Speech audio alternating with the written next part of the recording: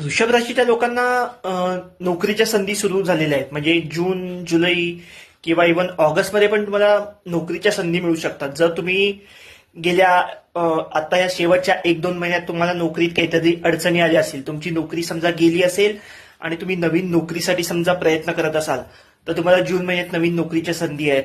व्यवसाय असेल तर व्यवसायासाठी सुद्धा तुम्हाला जून महिना खूप चांगला जाईल. जून महिन्यात काहींना आर्थिक लाभ संभवतात. आता आपण समजा वृषभ रास धरली तर वृषभ राशीमध्ये कुठली नक्षत्र येतात, तर रोहिणी, कृतिका आणि मृग ही 3 नक्षत्र येतात.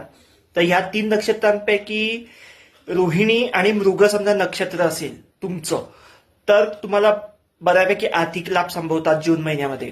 म्हणजे आर्थिक लाभ कसाही होऊ शकतो. तुमचा पगार वाढ होऊ शकते, तुमचे कुठेतरी पैसे अडकले असा होऊ शकतं. तुम्हाला काहीतरी लोन घेतलं असेल, लोन तुमचं सँक्शन होत नसेल, लोनच्या माध्यमातून आर्थिक लाभ होऊ शकतो. किंवा तुम्हाला एखादी एफडी काढली असेल, एखादी तुम्ही पॉलिसी काढली असेल, त्याची मॅच्युरिटी मिळू शकते.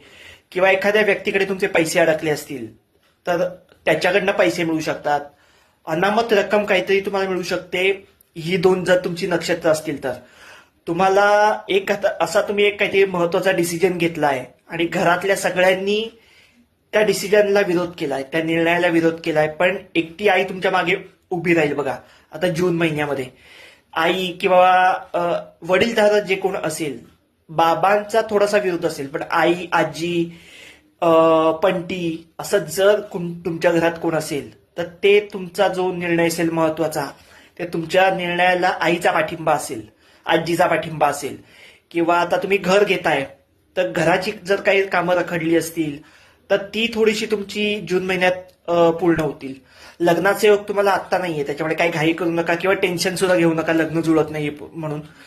पण एकूणच वृषभ रास किंवा वृषभ लग्नासाठी जून महिना आर्थिक लाभासाठी, पैशासाठी किंवा नोकरी व्यवसायासाठी बऱ्यापैकी तुम्हाला चांगला जाईल. त्यामुळे काय टेन्शन घेऊ नका, रिलॅक्स राहा, देवावर विश्वास ठेवा, पुढे सगळं काही छान होणार आहे.